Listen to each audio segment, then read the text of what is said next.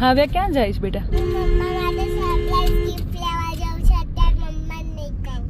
મમ્માને નહીં કે તું શું લાવવાની છે? ગલ્લો લઈને નીકળી તારો? કેટલા પૈસા છે ગલ્લામાં? 6. સારું. હવે મારા માટે સરપ્રાઈઝ ગિફ્ટ લેવા જાય છે. જોઈએ હવે શું લે છે.